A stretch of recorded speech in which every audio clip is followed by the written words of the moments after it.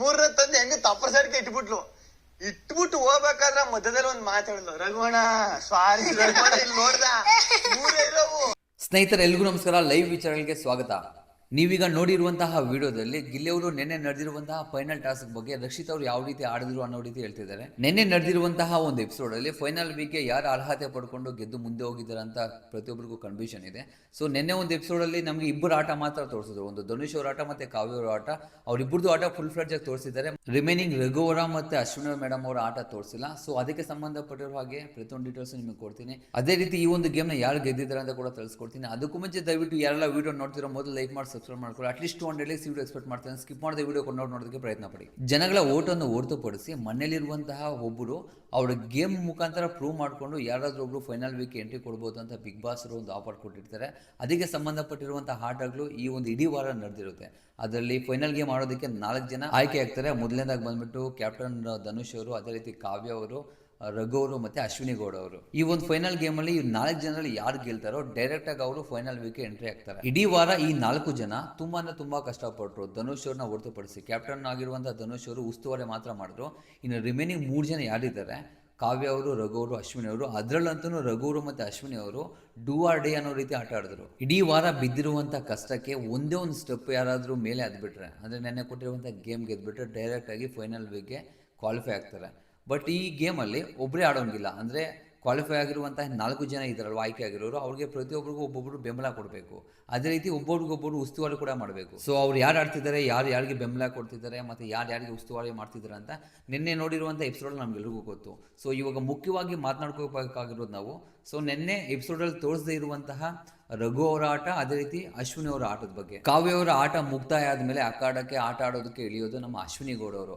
ಅವರಿಗೆ ಬೆಂಬಲ ಕೊಡೋದಕ್ಕೆ ಬರೋದು ಧ್ರುವಂತ್ ಅವರು. ಆಟ ಸ್ಟಾರ್ಟ್ ಆಗುತ್ತೆ. ಧ್ರುವಂತ್ ಅವರು ಸ್ವಿಮ್ಮಿಂಗ್ ಪೂಲಲ್ಲಿ ಇರುವಂತಹ ಪೈಪ್ಗಳನ್ನ ಎತ್ಕೊಂಬರೋದಕ್ಕೆ ನೀರೊಳಗಡೆ ಹಾಡ್ತಾರೆ. ಒಳಗಡೆ ಇರುವಂತಹ ಪೈಪ್ನ ಎತ್ಕೊಂಬಂದು 14 ಪೈಪ್ಸ್ ಇರುತ್ತೆ. ಆ ಪೈಪ್ನ ಅವರ ಶಕ್ತಿ ಮೀರಿ ಎತ್ಕೊಂಬಂದು ಅಲ್ಲಿ ಹಾಕ್ತಾರೆ.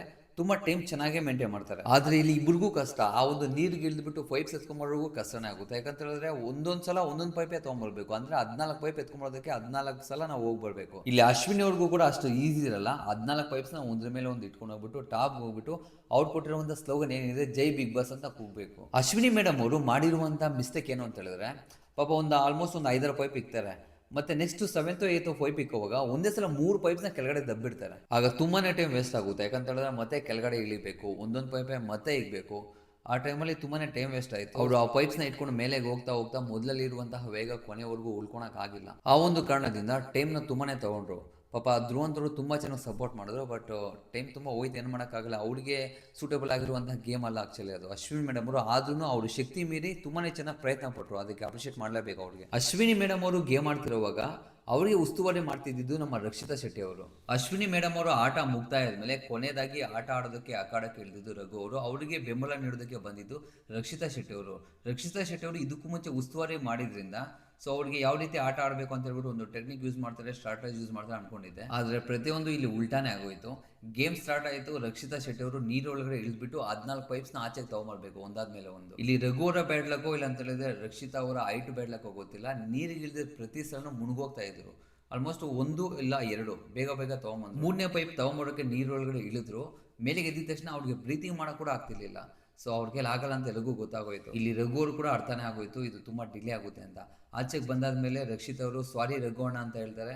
ಬಟ್ ರಘು ಅವ್ರಿಗೆ ಅರ್ಥ ಆಗುತ್ತೆ, ಅವ್ರೇನು ಮಾತನಾಡೋದಿಲ್ಲ. ಸುಮಾರು ನನ್ನ ಪ್ರಕಾರ ಆ 4 ಜನ ಆಟ ಏನಿದೆ, ಆ 4 ಜನರಲ್ಲಿ ಅತಿ ಹೆಚ್ಚು ಟೈಮ್ ತೊಗೊಂಡಿರೋದು ಮೋಸ್ಟ್ಲಿ ರಘು ಅವರೇ ಅನ್ಕೊಂತಾರೆ. ಇದಕ್ಕೆ ಮೇನ್ ಕಾರಣ ಯಾರು ಅಂತ ಹೇಳಿದ್ರೆ ಅದು ರಕ್ಷಿತ್ ಅವರು. ಇಲ್ಲಿ ಬ್ಯಾಡ್ಲಕ್ ಏನು ಅಂತ ಹೇಳಿದ್ರೆ, ಆ ಒಂದು ಸ್ವಿಮ್ಮಿಂಗ್ ಪೂಲಲ್ಲಿ ಇನ್ನು ಅರ್ಧಡಿ ನೀರು ಇದ್ದಿದ್ರೆ ತುಂಬ ಮುಳುಗೋಗ್ಬಿಡ್ತಾ ಇದ್ರು ಅವರು. ಆದ್ರೂ ತುಂಬಾ ಕಷ್ಟಪಟ್ಟರು, ಪ್ರಯತ್ನ ಪಟ್ಟರು ರಘುವನ್ನ ಗೆಲ್ಸೋದಕ್ಕೆ. ಬಟ್ ಆಗಿಲ್ಲ. ತುಂಬಾ ಟೈಮ್ ತಗೊಂಡಾದ್ಮೇಲೆ ಗೇಮ್ನ ಮುಕ್ತಾಯ ಆಗುತ್ತೆ. ಇವಾಗ ಪ್ರತಿಯೊಬ್ಬರಲ್ಲೂ ಕುತೂಹಲ ಏನು ಅಂತ ಹೇಳಿದ್ರೆ, ಈ ಗೇಮ್ನ ರೂಲ್ಸ್ ಆಕ್ಚುಲಿ ಇರೋದು ಯಾರು ಕಡಿಮೆ ಟೈಮಲ್ಲಿ ಆ ಒಂದು ಟಾಸ್ಕ್ನ ಕಂಪ್ಲೀಟ್ ಮಾಡಿರ್ತಾರೋ ಅವರು ವಿನ್ನರು. ಆಕ್ಚುಲಿ ಹೇಳ್ಬೇಕು ಅಂತ ಹೇಳಿದ್ರೆ ಈ ಒಂದು ರಿಸಲ್ಟ್ ಅಲ್ಲಿ ಯಾವುದೇ ರೀತಿ ಸರ್ಪ್ರೈಸಿಂಗ್ ಫ್ಯಾಕ್ಟರ್ ಏನೂ ಇಲ್ಲ.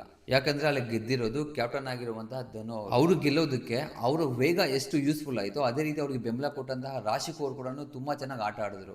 ಬೆಂಬಲ ಕೊಡೋದಕ್ಕೆ ಆಯ್ಕೆ ಮಾಡ್ಕೊಂಡಾಗಲೇ ಆಲ್ಮೋಸ್ಟ್ ಎಲ್ರಿಗೂ ಗೊತ್ತಿತ್ತು ಯಾವುದೇ ರೀತಿ ಗೇಮ್ ಕೊಟ್ಟರು ಅವ್ರದ್ದು ಸ್ವಲ್ಪ ಮೇಲ್ಗೈ ಇದ್ದೇ ಇರುತ್ತೆ ಅಂತ. ಆ ಕಡೆ ಫಿಸಿಕಲ್ ಆಗಿರ್ಬೋದು, ಈ ಕಡೆ ಮೆಂಟಲ್ ಆಗಿರ್ಬೋದು. ಅಂಥದ್ರಲ್ಲಿ ಈ ರೀತಿ ಒಂದು ಗೇಮ್ ಕೊಟ್ಟರೆ ಸುಮ್ಮನೆ ಹೇಳ್ತಾರ. ಕೊನೆಗೂ ಗೆದ್ದು ನೆಕ್ಸ್ಟ್ ವೀಕ್ಗೆ ಮೊದಲಿಗರಾಗಿ ಫೈನಲ್ ವೀಕ್ಗೆ ಫೈನಲಿಸ್ಟ್ ಆಗಿ ಹೆಜ್ಜೆ ಇಕ್ಕಿದ್ದಾರೆ. ಅಂದರೆ ಕೆಲವ್ರಿಗೆ ಒಂದು ಕನ್ಫ್ಯೂಷನ್ ಇತ್ತು. ಏನು ಅಂತ ಹೇಳಿದ್ರೆ, ಕ್ಯಾಪ್ಟನ್ ನ ಹೊರತುಪಡಿಸಿ ಪ್ರತಿಯೊಬ್ರು ನಾಮಿನೇಷನ್ಸ್ ಅಲ್ಲಿ ಇದ್ದಾರೆ. ಅಪಿತಪ್ಪಿ ಧನುಷ್ ಬಿಟ್ಟು ಬೇರೆಯವ್ರು ಏನಾದ್ರು ಇದು ಗೆದ್ದಿದ್ರೆ, ಆ ಗೆದ್ದಿರೋರು ಏನಾದ್ರು ಈ ವಾರದಲ್ಲಿ ಎಲಿಮಿನೇಷನ್ ಆಗಿ ಆಚೆ ಹೋಗಿದ್ರೆ ನೆಕ್ಸ್ಟ್ ಪರಿಸ್ಥಿತಿ ಏನು ಅಂತ. ಆದ್ರೆ ಈಗ ಅದಕ್ಕೆಲ್ಲ ದಾರಿ ಮಾಡ್ಕೊಡದೆ ಕ್ಯಾಪ್ಟನ್ ಆಗಿರುವಂತಹ ಧನುಷ್ ಅವ್ರು ಗೆದ್ದಿದ್ದಾರೆ. ಅವ್ರು ಗೆದ್ದು ಬಿಗ್ ಬಾಸ್ ಟೀಮ್ ಅವ್ರಿಗೆ ಒಂಚೂರು ಕೆಲಸ ಕಡಿಮೆ ಮಾಡಿದ್ದಾರೆ. ಇಲ್ಲ ಅಂದ್ರೆ ವಿನ್ ಆಗಿರೋರು ಸಪೋಸ್ ಏನಾದ್ರು ಎಲಿಮಿನೇಟ್ ಆಗ್ಬಿಟ್ಟಿದ್ರೆ ಮತ್ತೆ ಅವ್ರ ಪ್ಲೇಸ್ಗೆ ರೀಪ್ಲೇಸ್ ಮಾಡೋದಕ್ಕೆ ಯಾವ ರೀತಿ ಒಂದು ಗೇಮ್ ಆಡಿಸ್ಬೇಕಾಗಿತ್ತು, ಯಾವ ರೀತಿ ಒಂದು ಸ್ಟ್ರಾಟಜಿ ಪ್ಲಾನ್ ಮಾಡಬೇಕಾಗಿತ್ತು, ತುಂಬಾನೇ ತಲೆ ಕೆಡಿಸ್ಕೋಬೇಕಾಗಿತ್ತು. ಬಟ್ ಕ್ಯಾಪ್ಟನ್ ಆಗಿರುವಂತಹ ಧನುಷ್ ಅವ್ರಿಗೆ ಗೆದ್ದು ತುಂಬಾನೇ ಯೂಸ್ಫುಲ್ ಆಗಿದೆ, ಈಸಿನೂ ಆಗಿದೆ. ಸ್ನೇಹಿತರೆ, ಕನ್ನಡ ಬಿಗ್ ಬಾಸ್ ಸೀಸನ್ 12 ಅಲ್ಲಿ ಧನುಷ್ ಗೌಡ ಅವರು ಮೊದಲಿಗರಾಗಿ ಮೊದಲನೇ ಫೈನಲಿಸ್ಟ್ ಆಗಿದ್ದಾರೆ. ನೆಕ್ಸ್ಟ್ ವೀಕ್ ಅರ್ಹತೆ ಪಡ್ಕೊಂಡಿದ್ದಾರೆ. ಇದರ ಬಗ್ಗೆ ನಿಮ್ಮ ಅನಿಸಿಕೆ ಏನು? ಅವರು ಡಿಸರ್ವ್ ಇದ್ದಾರಾ ಇಲ್ವಾ? ಅದೇ ರೀತಿ ನಿಮ್ಮ ಪ್ರಕಾರ ಯಾರು ಗೆಲ್ಬೇಕಾಗಿತ್ತು, ಯಾರು ಮೊದಲಿಗರವಾಗಿ ಫೈನಲಿಸ್ಟ್ ಆಗಬೇಕಾಗಿತ್ತು? ದಯವಿಟ್ಟು ಕಮೆಂಟ್ ಮೂಲಕ ಪಿನ್ ಮಾಡಿ. ಇದು ಈ ವಿಡಿಯೋದಲ್ಲಿ ವಿಚಾರ. ಮುಂದಿನ ಮತ್ತೊಂದು ಲೈವ್ ವಿಚಾರದಲ್ಲಿ ಸಿಗ್ತೀನಿ. ಅಲ್ಲಿವರೆಗೂ ಟೇಕ್ ಕೇರ್, ಬೈ ಬೈ. ಹೋಗಕ್ಕೂ ಮುಂಚೆ ದಯವಿಟ್ಟು ಸಬ್ಸ್ಕ್ರೈಬ್ ಮಾಡಿಕೊಂಡು ಲೈಕ್ ಮಾಡಿಬಿಟ್ಟು ಹೋಗಿ. Thank you.